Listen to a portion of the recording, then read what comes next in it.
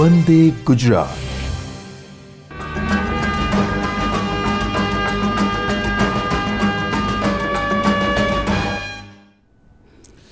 નમસ્કાર મિત્રો, આજના આ વર્ચ્યુઅલ ક્લાસરૂમ ટ્રેનિંગ સેશનમાં હું આપ સૌનું હાર્દિક સ્વાગત કરું છું. મારું નામ નીતિન કુમાર બાબુભાઈ સોલંકી છે અને હું આજે આઈટીઆઈમાં ફિટર ટ્રેડમાં ચાલતા લેસન ન્યુમેટિક વાલ વિશે આપ સૌને સવિસ્તર સમજાવવાનું માર્ગદર્શન આપવાનો છું. આપનો આજનો લેસન છે ન્યુમેટિક વાલ, જેના વિશે હું તમને સમજાવી રહ્યો છું.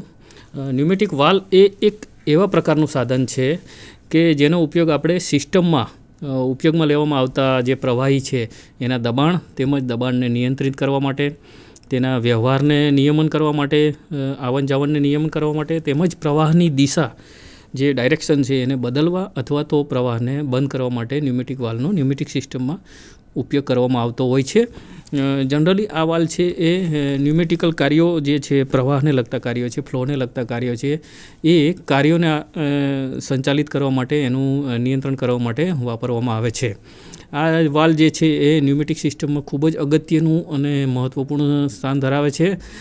આ વાલ્વનું આપણે નીચે પ્રમાણે વર્ગીકરણ જોઈ શકીએ છીએ. વાલ્વને અલગ અલગ પ્રકારે વર્ગીકરણ કરવામાં આવતું હોય છે, જેમાં સૌથી પહેલાં તેના કાર્યને આધારે આપણે વર્ગીકરણ કરી શકીએ. કાર્યને આધારે વાલ્વના 4 પ્રકાર પડે છે, જેમાં સૌથી પહેલો પ્રકાર છે ડાયરેક્શન કંટ્રોલ વાલ્વ, એટલે કે દિશા કંટ્રોલ વાલ્વ. દિશાને કંટ્રોલ કરવા માટે ઉપયોગમાં લેવામાં આવતા વાલ્વને ડાયરેક્શન કંટ્રોલ વાલ્વ કહેવામાં આવે છે. ત્યાર પછીનો જે વાલ્વ છે એ નોન રિટર્ન વાલ્વ છે, એટલે કે જેની પ્રવાહની જે દિશા છે એ એક જ દિશામાં પ્રવાહ વહે છે, બીજી દિશામાં એને રિટર્ન વહેવા દેવામાં આવતો નથી. એવા પ્રકારના વાલ્વને નોન રિટર્ન વાલ્વ કહેવામાં આવે છે. ત્યાર પછીનો ત્રીજો જે વાલ્વનો પ્રકાર છે એ પ્રેશર, એટલે કે દબાણ કંટ્રોલ વાલ્વ. પ્રેશરને કંટ્રોલ કરવા માટે જે વાલ્વ ઉપયોગમાં લેવામાં આવે છે તે વાલ્વને પ્રેશર કંટ્રોલ વાલ્વ કહેવામાં આવે છે. અને ચોથા પ્રકારનો વાલ્વ જે છે એ ફ્લો કંટ્રોલ, એટલે કે પ્રવાહને કંટ્રોલ કરવા માટે, પ્રવાહના જે વે છે એને કંટ્રોલ કરવા માટે ઉપયોગમાં લેવામાં આવે છે. આ 4 વાલ્વને આપણે ત્યાર પછી પદ્ધતિસર સમજશું. સૌથી પહેલો વાલ્વ છે ડાયરેક્શન કંટ્રોલ વાલ્વ, એટલે કે દિશા કંટ્રોલ વાલ્વ. આ વાલ્વનો ઉપયોગ છે પ્રવાહની દિશા બદલવા માટે, એટલે કે જે પ્રવાહ જે દિશામાં જઈ રહ્યો છે એની દિશાને ચેન્જ કરવા માટે આપણે આ વાલ્વનો ઉપયોગ કરી શકીએ છીએ. તેમજ પ્રવાહને ચાલુ અથવા બંધ કરવા માટે, પ્રવાહનો જે ફ્લો છે એને ચાલુ અથવા તો ક્લોઝ કરવા માટે આપણે આ વાલ્વનો ઉપયોગ કરીએ છીએ. આ વાલ્વને તેના રચના અને કાર્યના આધારે આપણે 3 પ્રકારે વહેંચવામાં આવે છે. 3 જે પ્રકાર છે એના રચના અને કાર્ય આધારે એ આ પ્રમાણે છે. તેની ઇન્ટરનલ ડિઝાઇન મુજબ, એટલે કે તેની અંદરની જે ડિઝાઇન છે એ કયા પ્રકારની છે એના આધારે તેના પ્રકાર પડે છે. ત્યાર પછી તેમાં આપેલા પોર્ટની સંખ્યા અને પોઝિશન મુજબ, એટલે કે એમાં કેટલા પોર્ટ આવેલા છે અને પોઝિશન કેટલી આવેલી છે એ મુજબ આપણે તેને પ્રકાર પાડી શકીએ છીએ. અને ત્યાર પછી છે તેની એક્ચ્યુએટિંગ મિકેનિઝમ, એટલે કે વાલ્વ ક્યારે કઈ રીતે એક્ચ્યુએટ કરવામાં આવે છે, એની મિકેનિકલ સિસ્ટમ શું છે, એના આધારે આપણે ડાયરેક્શન કંટ્રોલ વાલ્વને પ્રકાર પાડી શકીએ છીએ. હવે આપણે દરેક વસ્તુને સમજશું કે ડાયરેક્શન કંટ્રોલ વાલ્વ છે. આ ચાર્ટમાં તમે જોઈ શકો છો કે ડાયરેક્શન કંટ્રોલ વાલ્વ જે છે એના અલગ અલગ પ્રકાર જે આપણે કીધા એ પ્રમાણે તેના 2 પ્રકાર ખાસ પડે છે. એક સ્લાઇડ વાલ્વ અને બીજો છે સીટ વાલ્વ. સ્લાઇડ વાલ્વ છે એના 2 પ્રકાર પડે છે. એક રોટરી મોશન ટાઈપ વાલ્વ છે અને બીજો જે છે પ્લેટ ટાઈપ વાલ્વ છે. સ્લાઇડ વાલ્વના જે 2 પ્રકાર છે, રોટરી અને એ સિવાય ત્રીજો પ્રકાર છે લોન્જિટ્યુડલ સ્લાઇડ વાલ્વ, એટલે કે લંબ સ્લાઇડ વાલ્વ, પ્લન્જર પ્રકારનો વાલ્વ જે એને બીજા નામે ઓળખવામાં આવે છે. ત્યાર પછી રહેલા જે સીટ વાલ્વ જે છે, સીટ વાલ્વના 3 પ્રકાર પડે છે. એક બોલ ટાઈપ સીટ વાલ્વ, ત્યાર પછી આવશે કોન ટાઈપ સીટ વાલ્વ અને ડિસ્ક ટાઈપ સીટ વાલ્વ. આ રીતે 3 પ્રકાર રોટરી વાલ્વના પડે છે. રોટરી સીટ વાલ્વ જે પપેટ વાલ્વ છે એને પપેટ વાલ્વ તરીકે પણ ઓળખવામાં આવે છે. તેના 3 પ્રકાર પડે છે. આ રીતે આપણે ચાર્ટમાં જોઈ શકીએ છીએ કે ડાયરેક્શન કંટ્રોલ વાલ્વ છે એના જે અલગ અલગ પ્રકારના વાલ્વ પ્રકાર પડે છે એ પ્રકારને આપણે આમાં દર્શાવેલા છે. હવે આપણે ઇન્ટરનલ ડિઝાઇન પ્રમાણે, એટલે કે વાલ્વની અંદરની ડિઝાઇન જે છે એ કયા પ્રકારની છે એ મુજબ આપણે વાલ્વનું વર્ગીકરણ સમજશું. સૌથી પહેલો એમાં જે વાલ્વ છે, મેં આકૃતિમાં જોયું એ પ્રમાણે આપણે સ્લાઇડ વાલ્વ જે છે, સ્લાઇડ વાલ્વ છે એ સ્લાઇડિંગ વાલ્વ એટલા માટે કહેવામાં આવે છે કે તેમાં તેનું ઓપનિંગ અને ક્લોઝિંગ જે છે એક જ ભાગના તેમાં રહેલા એક જ ભાગના સ્લાઇડિંગ થવાથી થાય છે. તેનું ઓપન થવું અને ક્લોઝ થવું એક ભાગના સ્લાઇડિંગ થવાથી થતું હોવાથી આ વાલ્વને સ્લાઇડ વાલ્વ ખાસ તરીકે ઓળખવામાં આવે છે. આકૃતિમાં તમે જોઈ શકો છો તેમાં જે બે ભાગ રહેલા છે તે એક એર પ્રેશર છે, બંને સાઈડથી એર પ્રેશર આપવામાં આવે છે બંને ફેસ તરફથી, અને એ રીતે એ વચ્ચેનો જે ભાગ છે એ બંને ભાગ છે એ સ્લાઇડ થતા હોય છે, આગળ પાછળ સ્લાઇડિંગ થાય છે અને એ રીતે આ વાલ્વને ઓપન અથવા તો ક્લોઝ કરી શકીએ છીએ.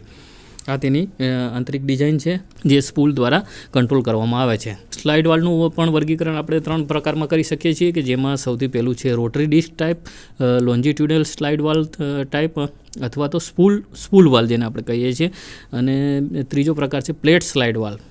આ 3 પ્રકારના વાલ્વ જે છે એ આપણે સ્લાઇડ વાલ્વનું વર્ગીકરણ કરી શકીએ કે જેમાં જે અલગ અલગ પ્રકારની ડિઝાઇન કરવામાં આવી છે એ ડિઝાઇનના આધારે આ વાલ્વને વર્ગીકરણ કરવામાં આવે છે. આ પ્રકારના જે વાલ્વ છે એનો મુખ્ય ફાયદો જે છે એ નીચે પ્રમાણે છે. એને હિસાબે તે માર્કેટમાં બહોળા પ્રમાણમાં વપરાતો હોય છે ન્યુમેટિક સિસ્ટમમાં. તેનું જે સ્પૂલ છે, પહેલો જે એનો ફાયદો છે કે તેનું જે સ્પૂલ છે એકદમ સંતુલિત પ્રમાણનું હોય છે અને તેને ચલાવવા માટે ઓછામાં ઓછા બળની જરૂર પડે છે. ઉપરાંત આ જે વાલ્વ છે એના ગેરલાભ પણ રહેલા છે કે જેમ કે આ વાલ્વ છે એ અંદર સ્લાઇડિંગ થતા ભાગો હોવાથી તેમાં દરેક ભાગની ફિનિશિંગ ખૂબ જ સારી રીતે કરવા પડે છે અને ચોકસાઈ પણ ખૂબ જ સારી રાખવી પડતી હોય છે. એ તેનો ગેરફાયદો છે. બીજો ગેરફાયદો એ છે કે આ વાલ્વના જે પાર્ટ્સ છે એ હવામાનના ધૂળના જે રજકણો છે એના પ્રત્યે વધારે સંવેદનશીલ છે, એટલે ધૂળના રજકણો વધારે ચોંટવાની શક્યતાઓ રહેલી છે. તેથી કરીને આ વાલ્વને વધારે ઘસારો પણ વધારે લાગે છે અને તેની જે એક્ચ્યુએશનની લંબાઈ છે એ થોડી વધારે પ્રમાણમાં હોય છે, અને આ રીતે જોવા જઈએ તો વાલ્વનું આયુષ્ય પણ ઓછું હોય છે. એટલા માટે આ વાલ્વનો આ એક ગેરફાયદો પણ છે. ત્યાર પછી આપણે બીજા નંબરના વાલ્વ તરફ જોઈશું કે બીજો નંબરનો વાલ્વ છે સીટ વાલ્વ છે. આ સીટ વાલ્વને પપેટ વાલ્વ પણ કહેવામાં આવે છે. તેમાં રહેલી સીટિંગ એલિમેન્ટ એટલે કે જે સીટિંગની જે સ્થિતિ છે એ સીટિંગ એલિમેન્ટ છે એના લિફ્ટિંગ દ્વારા, એટલે કે જે સીટિંગ એલિમેન્ટ ઊંચકાય છે એના દ્વારા વાલ્વને ખોલવામાં અથવા તો બંધ કરવામાં આવે છે. આ સીટ વાલ્વ જે છે એના 3 પ્રકાર પડે છે: બોલ સીટ વાલ્વ, કોન અથવા તો ટેપર સીટ વાલ્વ, અને ત્રીજું છે ડિસ્ક સીટ વાલ્વ. આકૃતિમાં તમે વાલ્વની રચના જોઈ શકો છો. જે રીતે એમાં બતાવવામાં આવેલું છે કે ઉપરના ભાગેથી પ્રેશર આપવામાં આવે છે અને જે પણ પ્રકારના વાલ્વની સિસ્ટમ હોય એ પ્રમાણે તે એક્ચ્યુએટ થાય છે. બંને સાઈડથી એર પ્રેશર આપવામાં આવે છે અને સ્પ્રિંગ ફોર્સ દ્વારા તેને ઓપરેટ કરવામાં આવે છે. બરાબર. નીચેના ભાગમાં સીટ આપેલી છે. જે સીટના ઉપર નીચે થવાથી જે સીટિંગ એલિમેન્ટ છે એના ઉપર અને નીચે થવાથી વાલ્વ ઓપન અથવા તો બંધ થાય છે. આ થઈ સીટ વાલ્વની રચના. આ સીટ વાલ્વનો ફાયદાઓ આ પ્રમાણે છે કે સીટ વાલ્વને જે ઉપર અંદર સ્લાઇડિંગ થતો હોવાથી, ઉપર નીચે થતો હોવાથી પેલા વાલ્વ કરતાં આનો ઘસારો ખૂબ જ ઓછો લાગે છે અને જે એક્ચ્યુએશનની લંબાઈ છે અને લિફ્ટિંગ છે એ ખૂબ જ ઓછું હોય છે. એ એક એનો મુખ્ય ફાયદો છે. ઉપરાંત બીજી વસ્તુ કે અંદરના ભાગે હોવાથી તેનું સિસ્ટમ જે છે એકદમ લીક પ્રૂફ છે અને હવાના જે ધૂળ છે એ રજકણો છે એ પ્રત્યે આ સંવેદનશીલ નથી. આ એના ખૂબ જ સારા ફાયદાઓ છે. ઉપરાંત એનું આયુષ્ય પણ સારું એવું લાંબુ હોય છે. આવી જ રીતે તેના ગેરફાયદા પણ રહેલા છે કે ઓપરેટ કરવા માટે એને પહેલાં વાલ્વ કરતાં વધારે બળની જરૂર પડે છે. ઉપરાંત બળનું જે સંતુલન છે એ પણ આપણે યોગ્ય માત્રામાં કરી શકતા નથી. આ એના 2 ગેરફાયદા છે. હવે આપણે બીજા પ્રકારનું વર્ગીકરણ સમજશું પોર્ટની સંખ્યા અને એની પોઝિશનના આધારે. પોર્ટની સંખ્યા અને પોઝિશન જે છે એ મુજબ આપણે વર્ગીકરણ જોઈએ કે આ વાલ્વમાં હવાને દાખલ થવા અને બહાર નીકળવા માટે ઘણા બધા પ્રકારના પોર્ટ હોય છે. હવાના પ્રવાહના માર્ગ મુજબ વિવિધ પોઝિશનો પણ વાલ્વ ધારણ કરે છે. તો તમે આકૃતિમાં જોઈ શકો છો કે વાલ્વમાં જે ઇનલેટ છે એ પી અને આઉટલેટ એ એમ 2 પોઝિશન બતાવવામાં આવે છે.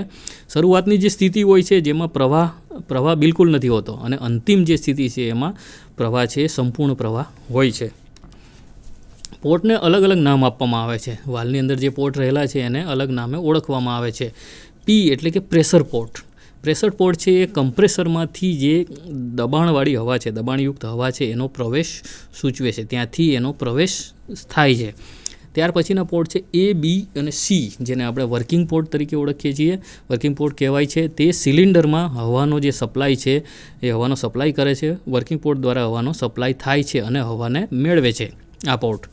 ત્યાર પછીના પોર્ટ છે આર, એસ અને ટી, એક્ઝોસ્ટ પોર્ટ, જેને આપણે એક્ઝોસ્ટ પોર્ટ તરીકે ઓળખીએ છીએ. તે ઉપયોગમાં જે લેવાયેલી અંદર જે ઉપયોગમાં હવા લેવાય છે એ હવાનો નિકાલ કરવા માટે, એટલે કે એક્ઝોસ્ટ કરવા માટે આ પોર્ટનો ઉપયોગ થાય છે.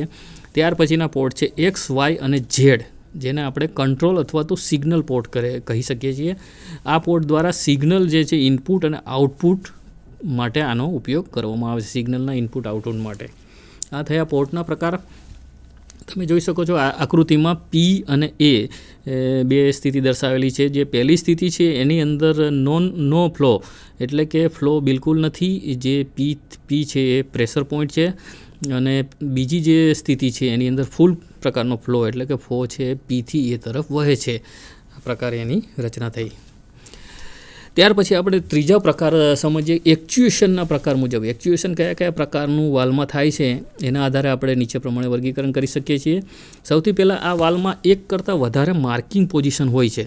તો પોઝિશનને બદલવા માટે આપણે બહારથી બળ આપવાની જરૂર પડે છે. આ વાલ્વમાં જ્યારે વાલ્વને એક્ચ્યુએટ કરવાની પદ્ધતિ ખૂબ જ અગત્યનો ભાગ ભજવે છે. તો જે આ પદ્ધતિ છે એ પદ્ધતિ આધારે તેને બે ગ્રુપમાં વહેંચવામાં આવે છે. એક તો છે સ્પ્રિંગ રિટર્ન વાલ્વ અને બીજું છે ડિટેન વાલ્વ. બંનેના આધારે સમજીએ આપણે. સ્પ્રિંગ રિટર્ન વાલ્વ, જે પહેલો વાલ્વ છે એ સ્પ્રિંગ રિટર્ન વાલ્વ છે. સ્પ્રિંગ રિટર્ન વાલ્વની મિકેનિઝમમાં સ્પ્રિંગને લીધે વાલ્વ ચોક્કસ સ્થિતિ મેળવે છે. તેની મિકેનિઝમ સ્પ્રિંગને લીધે થાય છે અને સ્પ્રિંગ દ્વારા તે ઓપરેટ થાય છે. જ્યારે તે ઓપરેટ થાય છે ત્યારે તેની સ્થિતિ બદલાય છે, અને સ્પ્રિંગની સામેના જે બીજા છેડાને જે છે એ અલગ અલગ રીતે આપણે નીચે પ્રમાણે એક્ચ્યુએટ કરી શકીએ છીએ. પહેલો જે ટાઈપ છે મેન્યુઅલ ટાઈપ છે, ત્યાર પછી lever type, foot pedal type, roller type, roller trip type, solenoid type અને એર પાયલોટ ટાઈપ. આટલા પ્રકાર દ્વારા આપણે વાલ્વને એક્ચ્યુએટ કરી શકીએ છીએ. આ સ્પ્રિંગ રિટર્ન વાલ્વ છે. તેની આપણે આકૃતિ જોઈએ તો આ રીતે એની રચના દર્શાવવામાં આવે છે. શરૂઆતની જે સ્થિતિ છે વાલ્વની એ 0 અને બીજી સ્થિતિ છે એને 1 નામ આપવામાં આવે છે. 0થી લઈને 1 સ્થિતિ ઉપર જ્યારે વાલ્વ આવે છે એટલે વાલ્વની સ્થિતિ બદલાય છે, અને એ આધારે આપણે વાલ્વને ઓળખી શકીએ છીએ. મેં કીધું એ રીતે અલગ અલગ પ્રકારે આને આપણે વર્ગીકૃત કરી શકીએ છીએ. લીવર ઓપરેટેડ છે, ફૂટ પેડલ ઓપરેટેડ, રોલર ઓપરેટેડ છે, રોલર ટ્રીપ ટાઈપ છે, સોલેનોઇડ છે, એર પાયલોટ ટાઈપ છે. આ રીતે અલગ અલગ પ્રકારે તેના પ્રકાર પડે છે. ત્યાર પછીનો વાલ્વ છે ડિટેન વાલ્વ.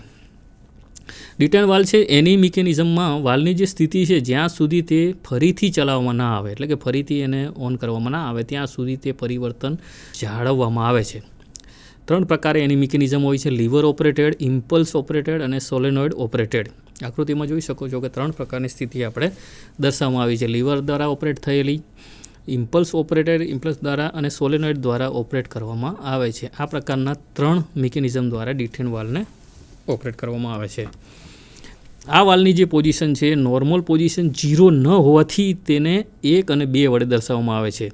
તેની પોઝિશન નોર્મલ પોઝિશન 0 નથી હોતી, અને તેની એક્ચ્યુએટિંગ મિકેનિઝમ છે એ મુજબ તેને ડાયરેક્ટ અને રિમોટ એમ 2 પ્રકારના આ વાલ્વ હોઈ શકે છે. ડાયરેક્ટ એક્ચ્યુએશનમાં હેન્ડ લીવર, પેડલ, રોલર વગેરે દ્વારા ડાયરેક્ટ એક્ચ્યુએશન આપવામાં આવે છે, અને રિમોટ એક્ચ્યુએશન છે એ હવા, એર ઇમ્પલ્સ, સોલેનોઇડ વગેરેથી કરવામાં આવે છે.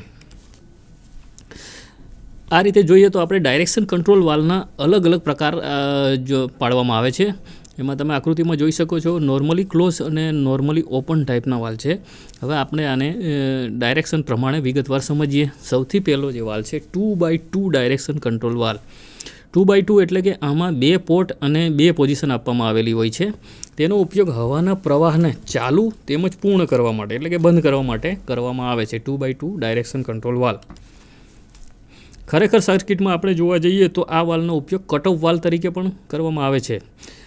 કટોકટીની પરિસ્થિતિ જ્યારે સર્જાય ત્યારે આ વાલ્વથી અચાનક હવાના પ્રવાહને બંધ કરી દેવામાં આવે છે અને સિલિન્ડરની જે મૂવમેન્ટ છે એ અટકાવી દેવામાં આવે છે.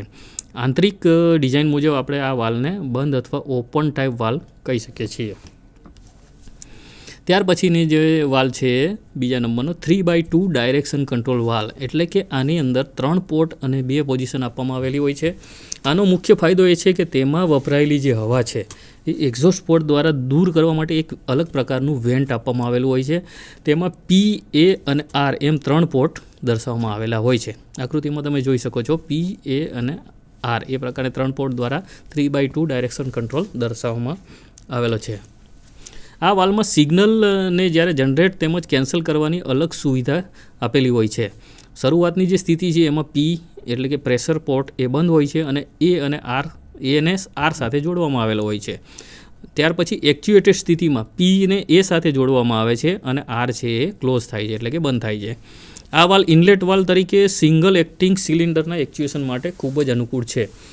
આ વાલ્વને ક્લોઝ અને ઓપન ટાઈપ બંનેમાં ઉપલબ્ધ હોય છે. ત્યાર પછીનો વાલ્વ છે 4/2 ડાયરેક્શન કંટ્રોલ વાલ્વ, દિશા કંટ્રોલ વાલ્વ. આમાં 4 પોર્ટ અને 2 પોઝિશન હોય છે. આ મુખ્યત્વે ડબલ એક્ટિંગ સિલિન્ડરને એક્ચ્યુએટ કરવા માટે વાપરવામાં આવે છે. તેના પોર્ટ પૈકી પી જે પ્રેશર પોર્ટ છે અને એ અને બી છે એ વર્કિંગ પોર્ટ તથા આર છે એક્ઝોસ્ટ પોર્ટ તરીકે ઓળખવામાં આવે છે. આકૃતિમાં તમે જોઈ શકો છો કે પ્રથમ પોઝિશન અને બીજી પોઝિશનમાં અલગ અલગ રીતે તે વાલ્વને દર્શાવવામાં આવેલા છે. તેના પોર્ટની સ્થિતિ અને તેની પોઝિશન અલગ અલગ પ્રકારે જોવા મળે છે. સામાન્ય સ્થિતિમાં પી છે એ સાથે અને બી છે આર સાથે જોડવામાં આવેલો હોય છે અને બાકીની જે સ્થિતિ છે એમાં એને ઉલટું કરવામાં આવે છે. જે નોર્મલ પોઝિશન હોય છે એમાં આ રીતની વ્યવસ્થા કરવામાં આવેલી હોય છે. ત્યાર પછીનો ચોથા પ્રકારનો વાલ્વ છે 5/2 ડાયરેક્શન કંટ્રોલ વાલ્વ. તેના નામ પ્રમાણે આમાં 5 પોર્ટ અને 2 પોઝિશન દર્શાવવામાં આવેલી હોય છે. તેમાં પી છે પ્રેશર પોર્ટ, એ અને બી વર્કિંગ પોર્ટ તથા આર અને એસ એક્ઝોસ્ટ પોર્ટ છે. આમાં 2 ટાઈપના એક્ઝોસ્ટ પોર્ટ દર્શાવવામાં આવેલા છે. આકૃતિમાં તમે જોઈ શકો છો. બી એ વર્કિંગ પોર્ટ તરીકે કામ કરે છે. પી છે ત્યાંથી પ્રેશર આપવામાં આવે છે અને આર અને એસ છે એક્ઝોસ્ટ પોર્ટ એટલે કે ત્યાંથી વધારાની હવાનો નિકાલ કરવામાં આવે છે. આ વાલ્વ પણ ડબલ એક્ટિંગ સિલિન્ડરને એક્ચ્યુએટ કરવા માટે વપરાય છે. આ વાલ્વનો એક મુખ્ય ફાયદો એ છે કે તેમાં ફોરવર્ડ અને રિટર્ન ગતિ માટે અલગ અલગ એક્ઝોસ્ટ પોર્ટ આપવામાં આવેલો હોવાથી તે સ્વતંત્ર રીતે નિયંત્રિત કરી શકાય છે. 2 એક્ઝોસ્ટ પોર્ટ હોવાથી તેનો એક મેઇન ફાયદો છે કે ફોરવર્ડ અને રિટર્ન ગતિને આપણે નિયંત્રિત કરી શકીએ છીએ સ્વતંત્ર રીતે. ત્યાર પછીનો બીજા પ્રકારનો વાલ્વ જે છે, આપણે ડાયરેક્શન કંટ્રોલ વાલ્વની વાત કરી, ત્યાર પછીનો બીજા પ્રકારનો મેઇન વાલ્વ છે એને નોન રિટર્ન વાલ્વ કહેવામાં આવે છે. નોન રિટર્ન વાલ્વ છે એ પાઇપિંગ સિસ્ટમની અંદર જ્યારે આપણે કોઈપણ ફ્લુઇડ કે ગેસ જે વહેતો હોય એનો પ્રવાહને આપણે નિયંત્રિત અથવા તો નિયમન કરવા માટે જે અલગ અલગ પ્રકારના મિકેનિકલ ડિવાઇસનો ઉપયોગ કરીએ છીએ.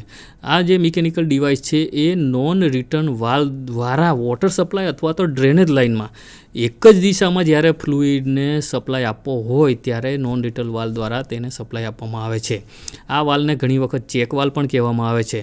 એટલે કે નોન રિટર્ન વાલ્વનો આપણે કાર્ય જોઈએ તો વોટર સપ્લાય અથવા તો ડ્રેનેજ લાઇનમાં આવા જે મિકેનિકલ ડિવાઇસ છે એ ડિવાઇસની અંદર એક જ દિશામાં ફ્લુઇડને જવા દેવા માટે નોન રિટર્ન વાલ્વનો ખાસ ઉપયોગ કરવામાં આવે છે. નોન રિટર્ન વાલ્વના અલગ અલગ પ્રકારો છે.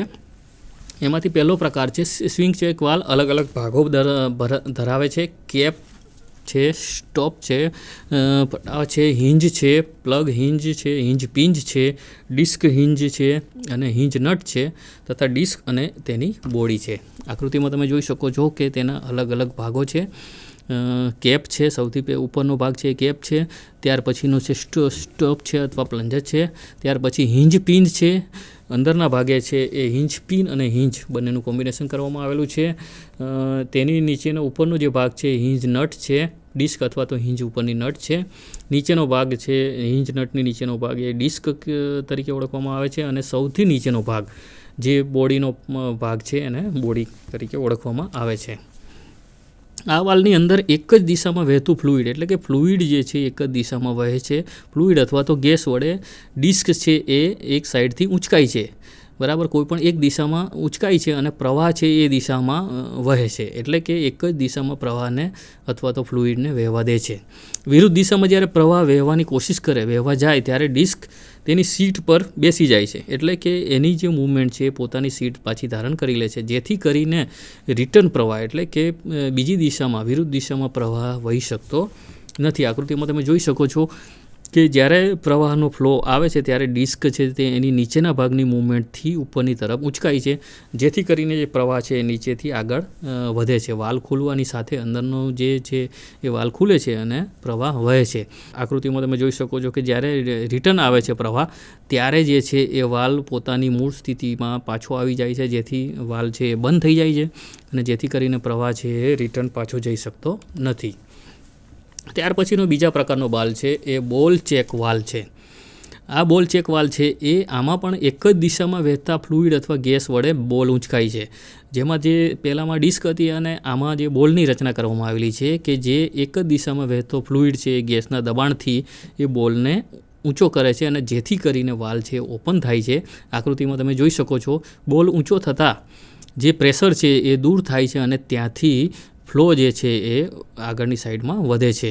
હવે જ્યારે ફ્લો રિટર્ન આવવા જાય તો બોલ પોતાની મૂળ સ્થિતિમાં પોતાની સીટ ઉપર પાછો બેસી જાય છે, જેથી કરીને પ્રવાહ રિટર્ન થઈ શકતો નથી. આ પ્રકારના વાલને બોલ ચેક વાલ કહે છે, જેમાં બોલ આકારની રચના કરવામાં આવેલી હોય છે.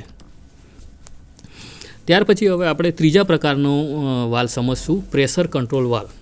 પ્રેશરને કંટ્રોલ કરવા માટે જે વાલ વપરાય છે એ પ્રકારનો વાલ છે પ્રેશર કંટ્રોલ વાલ, દબાણ કંટ્રોલ વાલ છે. હાઇડ્રોલિક સિસ્ટમની અંદર વિવિધ પ્રકારના પ્રેશર વાલના પ્રેશરનું નિયંત્રણ અને નિયમન કરવા માટે આ પ્રકારના પ્રેશર કંટ્રોલ વાલ ઉપયોગમાં લેવામાં આવે છે. જેના પ્રકારો આ પ્રમાણે છે. સૌથી પહેલો પ્રકાર છે પ્રેશર રિલીફ વાલ. પ્રેશરને રિલીઝ કરવા માટે આ પ્રકારનો વાલ ઉપયોગમાં લેવામાં આવે છે. સિસ્ટમમાં રહેલા પ્રેશરને આ વાલ દ્વારા રોકી અથવા તો સેટ કરી શકાય છે. હાઇડ્રોલિક સિસ્ટમની અંદર જે પ્રેશર ઉત્પન્ન થાય છે એ પ્રેશરને રોકવું હોય અથવા તો કોઈ એક જગ્યાએ સેટ કરવું હોય તો પ્રેશર રિલીફ વાલની જરૂર પડે છે. જો વધારે પડતું પ્રેશર હોય તો વધારાનો જો ફ્લુઇડ છે એ વાલ દ્વારા દૂર પણ કરી શકાય છે. એ પણ એમાં પ્રણાલી આપવામાં આવેલી હોય છે. આની અંદર પપેટ વાલની રચના હોય છે, જે નોર્મલ સ્થિતિમાં હોય ત્યારે સ્પ્રિંગ વડે ઇનલેટ પોર્ટ પીની સામે સીલ કરી દબાવાય છે. આકૃતિમાં તમે જોઈ શકો છો કે પપેટની એક રચના આપેલી છે અને પપેટની પાછળ સ્પ્રિંગને જોઈન્ટ કરવામાં આવેલી છે. સ્પ્રિંગ જ્યારે દબાય છે ત્યારે જ્યારે દબાણ આવે છે ત્યારે સ્પ્રિંગ દ્વારા જે છે એ પીની સામે રહેલી જે સીલ છે એ દબાવવામાં આવે છે. પાછળનો ભાગ છે નોબનો ભાગ છે, નોબ દ્વારા તમે સ્પ્રિંગ ઉપર દબાણ કરી શકો છો. ઉપરનો ભાગ છે બોડીનો પાર્ટ છે, જે બોડી દર્શાવે છે. ઇનપુટ દબાણ જ્યારે સીલિંગ એલિમેન્ટની સપાટી પર બળ પેદા કરે છે ત્યારે આ સ્પ્રિંગના ફોર્સ વડે સ્પ્રિંગના ફોર્સને તેના નોબ વડે એડજસ્ટ કરી શકાય છે. પાછળ જે નોબ આપેલી છે આકૃતિમાં તમે જોઈ શકો છો એ નોબ વડે આપણે એડજસ્ટ કરી શકીએ છીએ સ્પ્રિંગના ફોર્સને. જ્યારે ઇનપુટ પ્રેશર સ્પ્રિંગ પ્રેશર કરતાં વધી જાય ત્યારે આપણે જે વાલ જે ઓપન થવાની જે શરૂઆત છે ધીમે ધીમે થઈ જાય છે અને સંપૂર્ણપણે જ્યારે ઓપન થઈ જાય વાલ ત્યારે ફ્લો છે એ પંપમાંથી ટેન્કમાં જતો રહેશે. આ પ્રકારની એમાં સિસ્ટમ કરવામાં આવેલી હોય છે. ત્યાર પછીનો બીજા પ્રકારનો વાલ છે એ પ્રેશર રિડ્યુસિંગ વાલ, એટલે પ્રેશર ઘટાડવા માટેનો વાલ છે. આ વાલ જે છે એના વડે ઇનલેટ પ્રેશરને આપણે ઘટાડી શકીએ છીએ. આકૃતિમાં તમે જોઈ શકો છો એમાં પણ નોબ અને સ્પ્રિંગની રચના કરવામાં આવેલી છે. પી દ્વારા પ્રેશર આપવામાં આવે છે અને જુદા જુદા પ્રેશરની જ્યારે આપણે આમાં જરૂર હોય ત્યારે આ વાલ આપણે ઉપયોગી થાય છે. પ્રેશરને અલગ અલગ પ્રકારે રિડ્યુસિંગ કરી શકીએ છીએ. આઉટલેટ પ્રેશર જે એ છે તેના પાઇલોટ દ્વારા આપણે સ્પ્રિંગના દબાણ પિસ્ટનની સપાટી પર કાર્ય કરે છે અને એ પાસે પ્રેશર વધે ત્યારે પિસ્ટન પર પણ પ્રેશર વધે છે અને પિસ્ટન આગળ વધે છે, એટલે કે સ્થળાંતર કરે છે. અને જ્યારે થ્રોટલ ગ્રેપ ઘટે છે તેથી પ્રેશર જે છે એ પણ ઘટી જાય છે. જ્યારે આપણે મહત્તમ પ્રીસેટ પ્રેશર સુધી પહોંચી જઈએ ત્યારે થ્રોટલ પોઈન્ટ છે એ સંપૂર્ણ પ્રમાણે બંધ થઈ જાય છે. ત્યાર પછીનો ત્રીજો વાલ છે પ્રેશર રેગ્યુલેટિંગ વાલ. 2-વે વાલ્વની અંદર જ્યારે પ્રેશર રેગ્યુલેટર સંપૂર્ણપણે બંધ થઈ જાય ત્યારે જે સિલિન્ડરમાંના આઉટપુટ પ્રેશર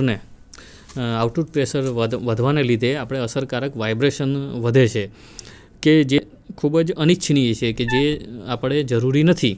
જ્યારે પ્રેશર વધી જાય ત્યારે જે વાઇબ્રેશન થાય છે જે એ વાલ માટે ઉપયોગી નથી. તો આ ખામીને આપણે દૂર કરવા માટે આઉટપુટ પ્રેશર પાસે પ્રેશર રિલીફ વાલ લગાવવામાં આવે છે. આમ 3-વે પ્રેશર રેગ્યુલેટરને 2-વે પ્રેશર રેગ્યુલેટર અને એક પ્રેશર રિલીફ વાલનું કોમ્બિનેશન કહી શકાય. આકૃતિમાં તમે જોઈ શકો છો કે 3-વે પ્રેશર રેગ્યુલેટરને દર્શાવવામાં આવેલું છે. એ પ્રકારનો વાલ્વ છે જેમાં 3 પ્રકારના પ્રેશરને રેગ્યુલેટિંગ કરવામાં આવે છે. નોબ દ્વારા સ્પ્રિંગ પરનું દબાણ દૂર કરી શકાય છે અથવા વધારી શકાય છે. પી છે એ ત્યાંથી પ્રેશરને ઇનલેટ કરવામાં આવે છે, એ દ્વારા વધારાનું પ્રેશર બહાર નીકળી જાય છે. આ પ્રમાણે એની રચના છે. જ્યારે બાહ્ય પરિસ્થિતિને લીધે એ પર પ્રેશર વધે ત્યારે સ્પ્રિંગના દબાણની વિરુદ્ધ દિશામાં પિસ્ટન વિરુદ્ધ દબાણ છે એ પિસ્ટનની સપાટી પર લાગે છે અને દરેક વખતે પ્રેશરમાં થતો વધારો થ્રોટલ ગેપને સાંકડો બનાવતો જાય છે. આખરે જ્યારે છેલ્લે પ્રેશર ડ્રોપ થાય છે અને એ રીતે આને પ્રેશરને આપણે એકદમ ઘટાડી શકીએ છીએ. જ્યારે મહત્તમ પ્રીસેટ પ્રેશર આવે ત્યારે થ્રોટલ પોઈન્ટ એકદમ સંપૂર્ણપણે બંધ થઈ જાય છે. જ્યારે આ પ્રીસેટ પ્રેશર કરતાં વધી જાય ત્યારે આ પ્રેશર છે પ્રેશર રિલીફ વાલ્વ ઓપન થઈ એથી ટેન્ક પોર્ટને ટી તરફ ફ્લો શરૂ કરવા દે છે, જેથી વધારાનું પ્રેશર છે એકદમ કંટ્રોલમાં આવી જાય છે. આમ સિસ્ટમમાં અચળ દબાણ પણ જળવાઈ રહે છે અને સિસ્ટમની જે વધારાના પ્રેશરથી આપણને સિસ્ટમને એકદમ સલામત રાખે છે. આ પ્રેશર રિડ્યુસિંગ વાલ્વનો એક મહત્તમ ફાયદો છે. ત્યાર પછીનો ચોથો જે વાલ્વ છે એ ફ્લો કંટ્રોલ વાલ્વ, જેના વિશે આપણે સમજીએ. આ વાલ્વનું જે મુખ્ય કાર્ય જે છે એ સિલિન્ડરની જે સ્પીડ છે અથવા તો મોટરના આરપીએમ છે એને નિયંત્રિત કરવાનું છે. ફ્લો કંટ્રોલ એટલે કે ફ્લો જે છે પ્રવાહનો એકદમ કંટ્રોલ કરે છે. આ વાલ્વમાં પ્રવાહ છે આડછેદમાં ઘટાડો થવાથી તેની આગળ પ્રેશરમાં વધારો થાય છે. પ્રવાહ આડછેદમાં ઘટાડો થવાથી જેના લીધે પ્રેશર રિલીફ વાલ્વ ખુલે છે અને પ્રવાહ દર વહેંચાય છે, જેના કારણે આરપીએમ માટે જરૂરી પ્રવાહ જે છે અથવા તો એક્ચ્યુએટર માટે જે જરૂરી સ્પીડ છે આપણે આમાં મેળવી શકીએ છીએ અને વધારાનો પ્રવાહ રિલીફ વાલ્વ વડે ડિસ્ચાર્જ પામે છે. આ વાલ્વ ઓરિફિસ અથવા તો રિસ્ટ્રિક્ટનો ઉપયોગ કરે છે. આ વાલ્વ 3 પ્રકારના છે. પહેલો જે પ્રકાર છે ફિક્સ ઓરિફિસ વાલ્વ, જે તમે આકૃતિમાં જોઈ શકો છો. આમાં લાઇનની અંદર એક નાનું ઓપનિંગ આપવામાં આવેલું હોય છે જે એક જ સાઇઝનું હોય છે. એ ઓપનિંગ દ્વારા ઓરિફિસને લાઇનમાં દર્શાવવામાં આવે છે. ત્યાર પછીનો બીજો પ્રકાર છે વેરિયેબલ ફ્લો કંટ્રોલ વાલ્વ. આની અંદર તમે આકૃતિમાં જોઈ શકો છો કે જે કંટ્રોલ જે છે ફ્લોનો કંટ્રોલ ચોક્કસ પ્રેશર ડ્રોપ પ્રાપ્ત કરવા માટે થ્રોટલ અથવા તો ઓરિફિસ વાલ્વનો ઉપયોગ કરવામાં આવે છે. આ માટે ખાસ રેઝિસ્ટન્ટ બનાવવામાં આવે છે અને એના દ્વારા ફ્લોને વેરિયેબલી રીતે કંટ્રોલ કરી શકાય છે. તેમાં એક નીડલ ટાઈપની રચના હોય છે. બોડીના ભાગની અંદર ઉપરના ભાગે નોબ આપવામાં આવેલે છે અને અંદરના ભાગે એક નીડલ ટાઈપની રચના કરવામાં આવે છે. પી દ્વારા પ્રેશર આપવામાં આવે છે અને એક સાઈડથી પ્રેશરને રિલીઝ કરવામાં આવે છે. આ વાલ્વની જે નીડલ છે જ્યારે તેની સીટની નજીક જાય છે ત્યારે તેનું ઓપનિંગ ઓછું થાય છે અને પ્રવાહ એકદમ ઘટે છે. સીટથી દૂર જાય ત્યારે તેનું ઓપનિંગ મોટું થાય છે, એટલે કે વધારે પ્રમાણમાં ખુલે છે અને પ્રવાહ ધીમે ધીમે વધતો જાય છે. આ રીતની એની એક રચના છે. ત્યાર પછીનો બીજા પ્રકારનો વાલ્વ છે 1-વે ફ્લો કંટ્રોલ વાલ્વ. આ વાલ્વ જે છે એ એની ઓરિફિસ અથવા તો થ્રોટલ વાલ્વ અને નોન રિટલ વાલ્વનું કોમ્બિનેશન કરીને બનાવવામાં આવે છે. તેમાં પ્રવાહને એક જ દિશામાં જરૂરી માત્રામાં નિયંત્રિત કરી શકાય છે, જ્યારે બીજી દિશામાં ફૂલ ફ્લો થઈ શકે છે. આ વાલ્વમાં સ્પીડ કંટ્રોલ 3 રીતે કરી શકાય છે: meter in speed control, meter out speed control અને બ્લીડ ઓફ સ્પીડ કંટ્રોલ. આકૃતિમાં તમે જોઈ શકો છો કે એ રીતે આ વાલ્વમાં 3 પ્રકારની પોઝિશન દર્શાવવામાં આવેલી છે અને તેની અંદર જે કંટ્રોલ સ્વિચ આપવામાં આવેલી છે એ કંટ્રોલ સ્વિચ દ્વારા તમે વાલ્વની સ્પીડને અલગ અલગ પ્રકારે કંટ્રોલ કરી શકો છો. એ છે એ ઇન બતાવે છે, ફ્લોનો ઇન બતાવે છે, જ્યારે બી દ્વારા ફ્લોને આઉટ કરવામાં આવે છે. ત્યાર પછીનો જે ઉપરનો ભાગ છે નોબ છે, નોબ દ્વારા પ્રેશરને અલગ અલગ રીતે કંટ્રોલ કરવામાં આવે છે. કંટ્રોલ સ્વિચ છે meter in speed, meter out speed અથવા તો બ્લીડ ઓફ સ્પીડ પ્રકારની હોઈ શકે છે. આ રીતે આપણે મિત્રો જોયું કે દરેક અલગ અલગ પ્રકારના વાલ્વ જે છે ન્યુમેટિક સિસ્ટમની અંદર કાર્યરત છે અને અલગ અલગ પ્રકારે આપણે એને આ રીતે સમજાવી શકીએ છીએ. મિત્રો, આ પ્રમાણે આપણે ન્યુમેટિક વાલ્વ વિશે સંપૂર્ણપણે સમજ મેળવી. તમે મને શાંતિથી સાંભળ્યો એ બદલ તમારો ખૂબ ખૂબ આભાર. અને આ પછી હું ન્યુમેટિક જે ઇલેક્ટ્રોન્યુમેટિક સિસ્ટમ છે એ વિશે સમજાવવાનો છું, એ પણ આપ સરસ રીતે સમજશો. તમારો ખૂબ ખૂબ આભાર. Thank you.